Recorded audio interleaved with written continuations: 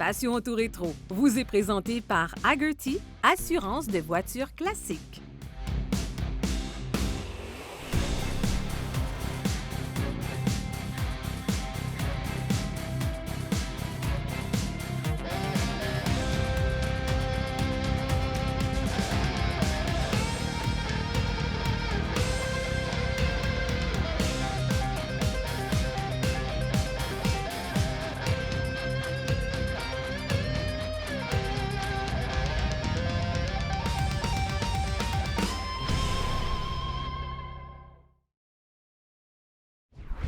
Bonjour à tous, bienvenue à Passion Auto Rétro. Aujourd'hui, c'est dans la grande région de Montréal qu'on vous présente l'émission. Cette semaine, on s'entretient avec M. Roger Plamondon qui nous présente une petite voiture magnifique, une américaine 2 places, une Ford Thunderbird 1957. Restez là.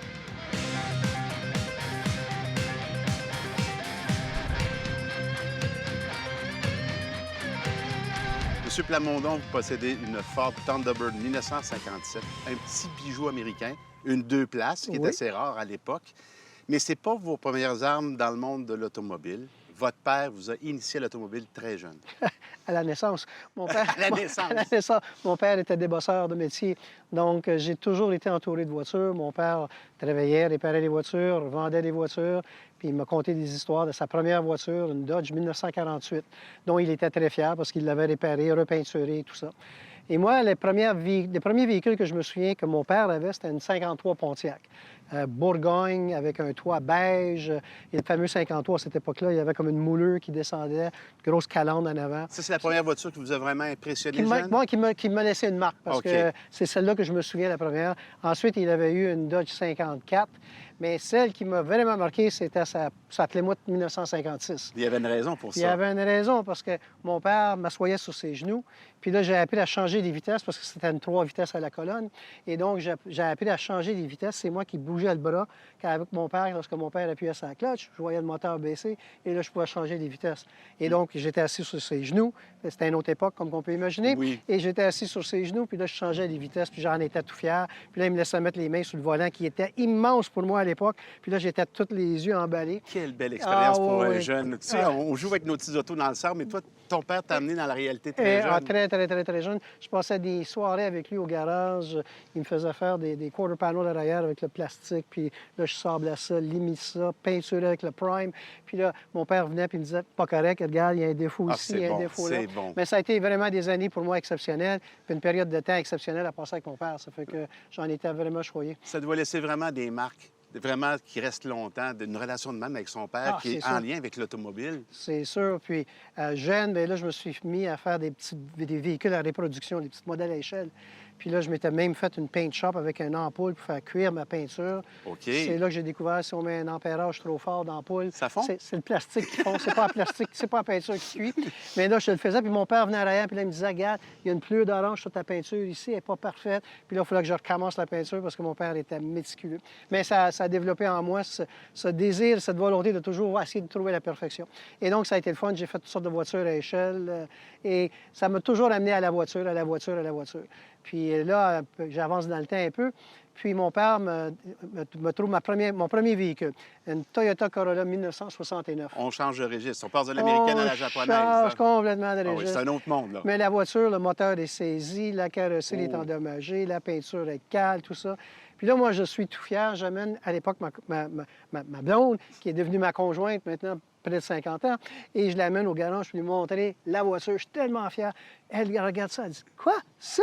Découragé. Tout découragé. Mais finalement, mon père, on a changé le moteur, on a refait la carrosserie, tout ça. Puis je me suis promené avec ça, petite Toyota qui était vraiment le fun. C'est vraiment un bel exercice. Nous, on va prendre une petite pause. Après ça, on va parler de la voiture de notre Thunderbird 57. Aucun problème.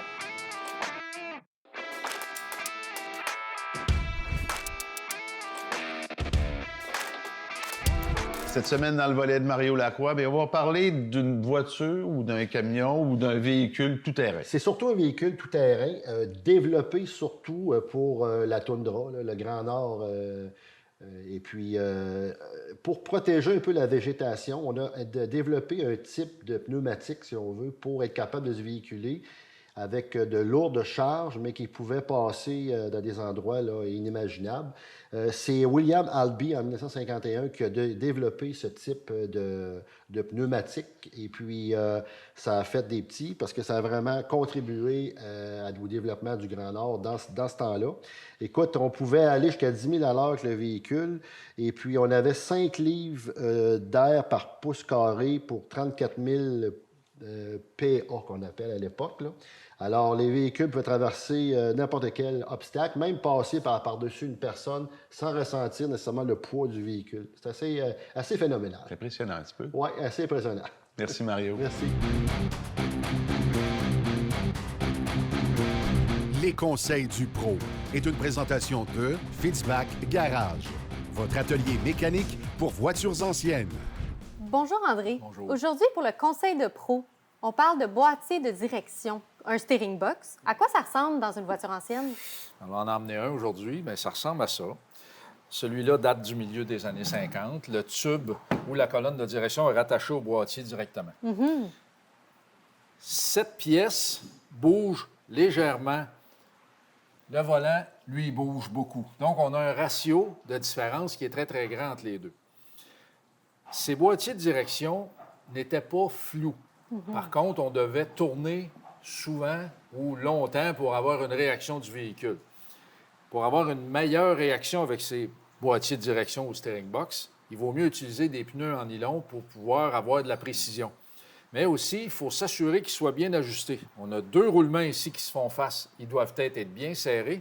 Et aussi, lui doit être au centre pour matcher le centre du volant ou l'inverse.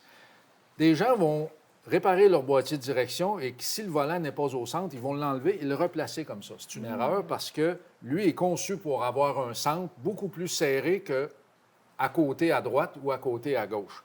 Alors, si lui n'est pas au centre et vous ne respectez pas ça avec votre volant, bien, vous vous ramassez avec un flou non désiré avec le volant au centre. Alors, c'est sûr que c'est plus dérangeant dans ce temps-là.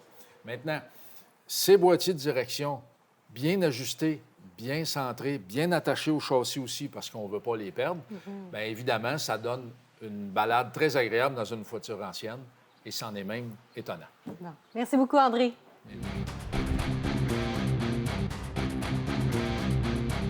La question-réponse est une présentation d'Uniplus Network, la référence pour les pièces de voitures de collection. Quel est le premier constructeur à offrir en série les essuie-glaces?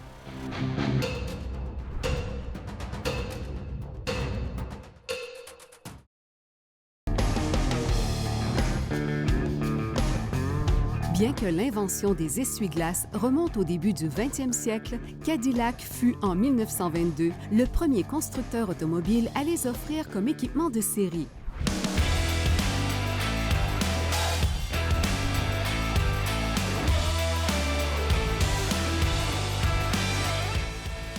Monsieur Plamondon, dans la première partie de l'émission, on a vu un peu les liens d'enfants avec l'automobile. Puis là, on va se concentrer un peu plus sur le Thunderbird 57. Pourquoi avoir choisi une Thunderbird puis dans quelles circonstances?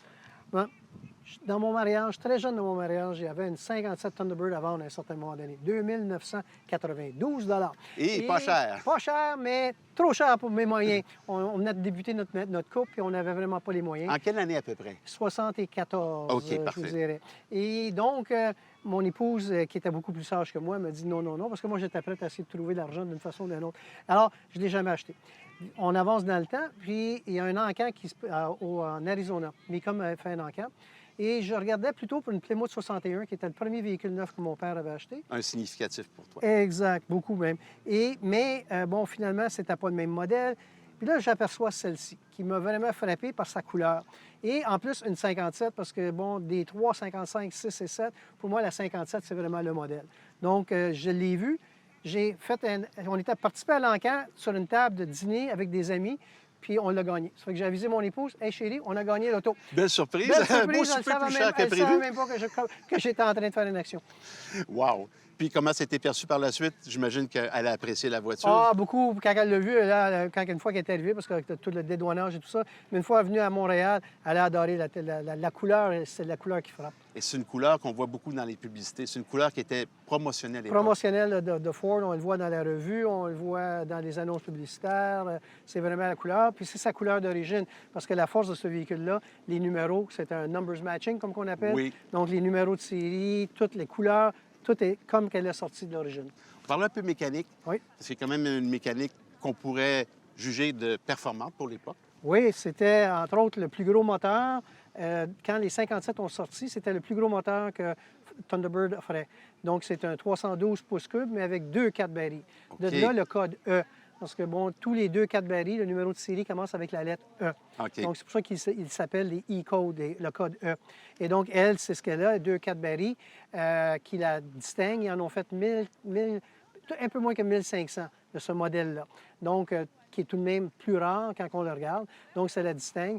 Elle a aussi la fameuse transmission Ford-O-Matic 3 vitesses, mais c'est une transmission qui démarre toujours en deuxième vitesse. OK. Si tu veux la faire partir en première vitesse, c'est soit que tu accélères au fond ou tu dois le faire de façon manuelle. Donc, pour le confort, probablement, le silence Pour de le roulement, confort, c'est un choix de tu compagnie à ce démarres moment-là. plus lentement parce que c'était pas un véhicule sport. C'était à l'image de Ford. Peut-être à l'origine, quand ils ont sorti la 55, était plus axée sur le sport.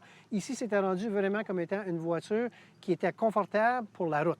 Agile. Très agile, mais qui était vraiment pas faite pour un départ. C'était C'est une ça. voiture qui était faite pour rouler. Puis, ils ne voulaient pas non plus aller à l'époque un peu dans le marché de la Corvette qui avait la carrosserie en fibre de verre. Exact. Donc, ils voulaient vraiment jouer le confort à l'américaine, mais une voiture plus agile. Un petit Plus peu. agile, et celle-ci, contrairement à la 55-56, son empattement est plus long. Donc, elle est aussi plus confortable. Quand tu roules, elle est beaucoup plus douce. Monsieur Plamondon, on a même la chance d'avoir la facture d'origine du véhicule. Effectivement. On va regarder ça ensemble. Monsieur Plamondon, si on regarde un peu la facture, on va prendre 2-3 items pour donner un exemple aux gens. Parfait. Alors, premièrement, souvent, les gens pensent que le toit rigide, c'était une option. C'était pas une option. Ça venait pas de charge, puis c'était de facultatif. La voiture l'avait. En plus, celle-ci, avec son 312 2-4 barils, elle a ce qu'il s'appelle ici le dress kit, c'est-à-dire les couverts de valves Oui. sont en métal avec le symbole Thunderbird qui est dessus. Ça fait une Et belle on voit ça finition. pour 15 C'était l'option pour 15 Et celle-ci, elle a le servo-direction, le power steering, et on voit pour 48 et 45 sous, qui était tout de même une bonne option quand Oui. on regarde les choses. C'était assez dispendieux par C'est rapport assez au reste. dispendieux, Oui. effectivement, effectivement.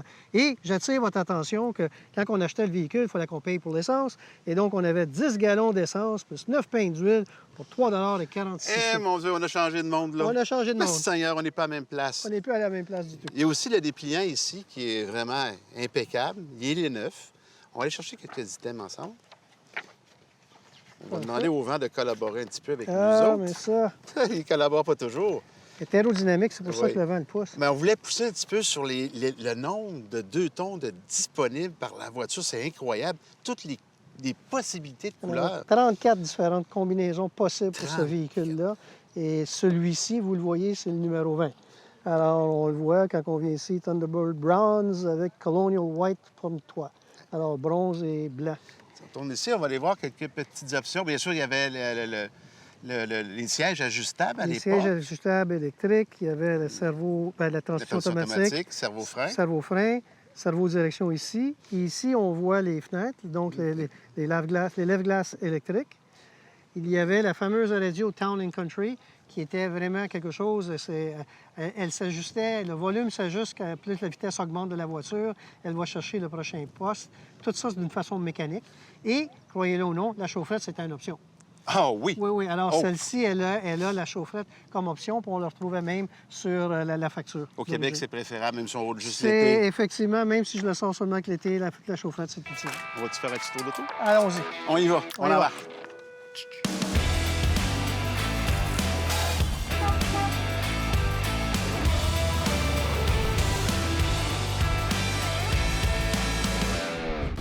Ce segment est une présentation de Les voitures anciennes du Québec. Plusieurs facteurs à prendre en considération avant de se lancer dans une restauration d'une voiture ancienne. La première étant évidemment le budget. C'est assez difficile d'établir un budget concret parce que la restauration, ça implique des surprises. Il faut aussi élaborer le délai pour faire le travail. Ça peut être très long, très laborieux. La disponibilité des pièces peut être problématique. Et aussi les compétences qu'on a pour en faire une partie soi-même ou connaître un bon atelier compétent et expérimenté avec les voitures anciennes pour faire le travail. Porte-étendard de la marque Oldsmobile en 1958, la 98 était une voiture pleine grandeur dont le niveau de luxe pouvait se rapprocher de la Cadillac de la même époque. Alors que le chiffre 8 évoquait son moteur 8 cylindres, le chiffre 9 représentait la série 90 à titre de modèle haut de gamme chez Oldsmobile. Issue de la 5e génération de la Oldsmobile 98, notre voiture vedette est un modèle sedan à 4 portières, propulsé par un moteur V8 Rocket de 371 pouces cubes à carburateur à 4 corps d'une puissance de 305 chevaux. Malgré son poids avoisinant les 5000 livres ou 2200 kilos, la voiture était un plaisir à conduire, tout comme la Buick Limited, tout aussi impressionnante.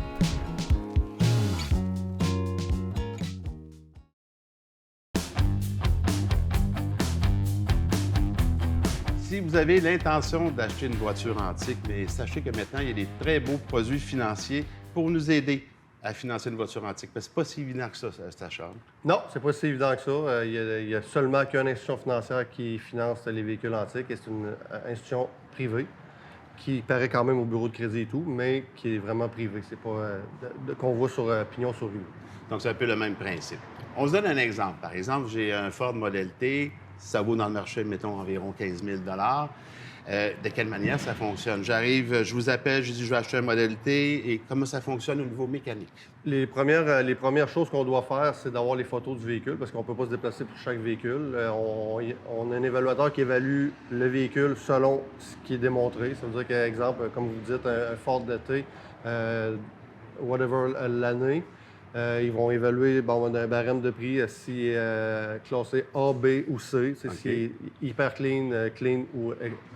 Fait que là, ils vont évaluer le montant, puis après ça, ils vont y aller avec le montant du comptant de départ qu'ils demandent. Ça veut dire que ça peut jouer entre 10 et 20 du montant financier. Tout dépendant du véhicule. On vient encore notre Model T, il vaut 15 000, vous allez demander entre 15 et 20 de comptant pour financer le tout. C'est ça. La période d'amortissement, ça dépend des véhicules? Oui, ça dépend des véhicules. Ça va dépendre du dossier de crédit du client et ça peut aller maximum sur 60 mois, qui est un terme de 5 ans. OK. On s'entend pour des voitures antiques reconnues, OK? Oui. Des voitures de production qui ont été conservées, qui ont leur numéro match number.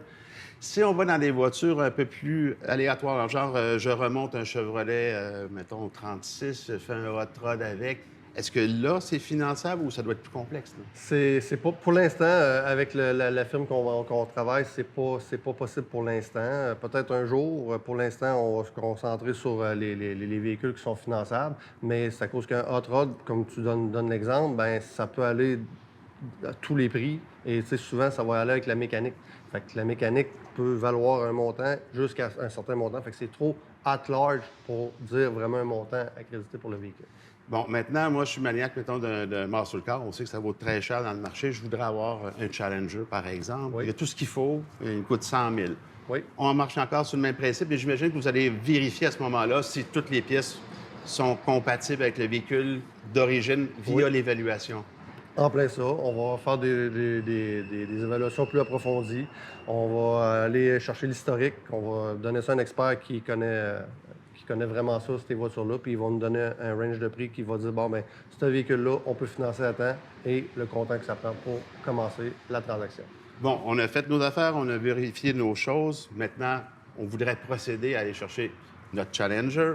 J'imagine que là, à ce moment-là, il y a un déboursé qui se fait sur le compte du monsieur. Est-ce que vous avez le service clé en main que vous allez chercher la voiture? Oui, bien sûr, tout se peut. On a même un expert avec nous si vous n'avez aucune connaissance ou c'est juste un rêve d'avoir ça, mais vous ne savez pas où vous tirer. J'ai quelqu'un qui a 25 ans d'expérience dans le véhicule antique, qui travaille là-dedans depuis 25 ans.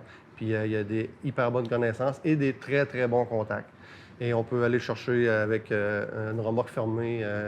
Il va avec vous, il fait le tour avec vous, puis il vous dit si l'achat est bon ou pas. Parce que des fois, des photos, ça veut dire c'est facile de mettre ça beau. Oui, oui. Fait qu'on y va sur place avec le client. C'est souvent sous la voiture qu'on voit des choses. Oui, justement, c'est sous la voiture. D'où l'importance de faire une bonne évaluation avec un expert. Puis souvent, qu'est-ce qu'on recommande, c'est vraiment une bonne inspection mécanique aussi. Ça veut dire que, c'est exemple, je vous donne, on s'en va chercher au Lac-Saint-Jean le véhicule, bien, on va recommander d'aller dans un garage qui répare des voitures telles et faire une belle inspection vraiment approfondie. Ça protège aussi le client, parce que le client n'est pas nécessairement un expert. Je te donne un exemple. C'est pas le bon moteur, mettons, qui donne la meilleure valeur au véhicule. Le client ne le sait peut-être pas, mais l'évaluateur va le savoir, va le mettre au fait. C'est ça. C'est ça. Puis l'évaluateur, avec la connaissance, il va dire bien, si c'est un bon achat ou c'est vraiment juste un rêve. Parce que la personne a le droit de dire regarde, moi, je l'achète puis je le garde jusqu'à la fin de mes jours. Ça empêche de faire les gaffes aussi. On peut évaluer un véhicule, mettons, à 80 000 mais sa valeur réelle dans le marché est de 30 000 On évite aussi des gaffes avec un expert. Oui. Ça, c'est sûr. Parce que, tu sais, avec la connaissance qu'il a, il va vraiment vous enligner en disant, tu sais, même avant de commencer à se déplacer, il va vous enligner, bon, mais vous voulez telle sorte de véhicule, moi, je vous recommanderais tel véhicule. Puis ensuite de ça, on peut même négocier pour le client avec la personne. Là aussi. Service clé en main, qu'on appelle. Si on va avoir des informations supplémentaires, on peut aller sur votre site web? Oui, c'est créditaccepté.com. Puis on fait une demande, si vous voulez, vous pouvez m'écrire dans le message aussi, juste un message de vous rappeler, parce que, tu sais, c'est sûr que c'est pas comme, on fait beaucoup de standards, des véhicules standards, Oui. fait que c'est sûr que là, c'est plus cas par cas. Oui, effectivement. On demande de laisser un message soit par courriel, ou soit sur notre site directement, ou sur notre page Facebook, et on va vous rappeler pour jaser avec vous des plans qui se livrent à vous. Merci beaucoup, Sacha. Merci, Eric. Ce segment vous a été présenté par Crédit Accepté. Votre prêt auto en quelques clics.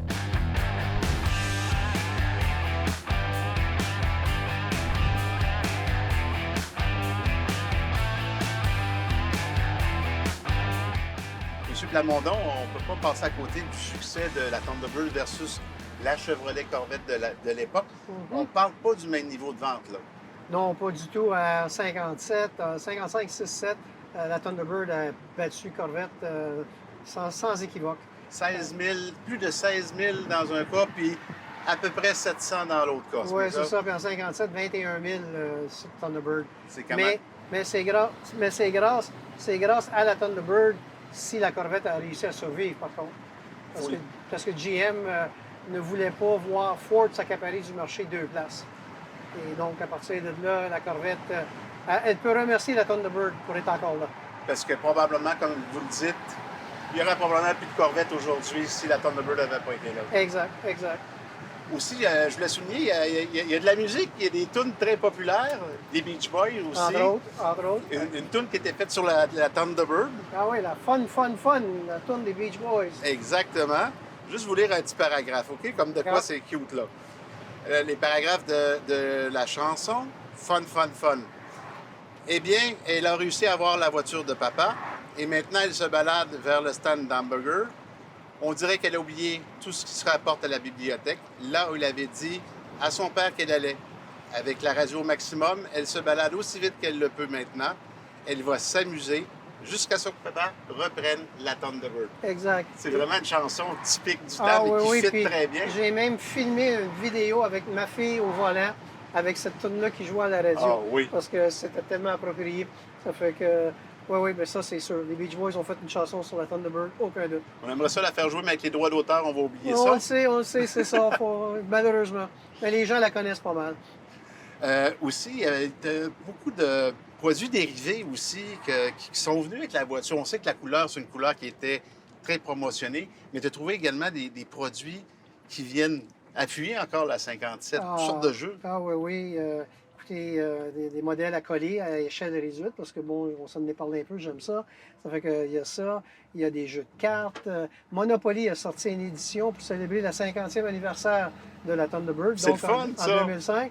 Donc, il y a une édition Monopoly avec le tableau, c'est toutes les différentes Thunderbirds, des années des Thunderbirds. Effectivement. Et donc, la 57 étant 55, 6, 7. La 57, c'est, pour ceux qui sont des fervents Monopoly, c'est Pennsylvanie. C'est la propriété la plus dispendieuse dans le groupe vert de Monopoly. Quand même, ça doit être un beau thrill de jouer à ça. Oui, absolument.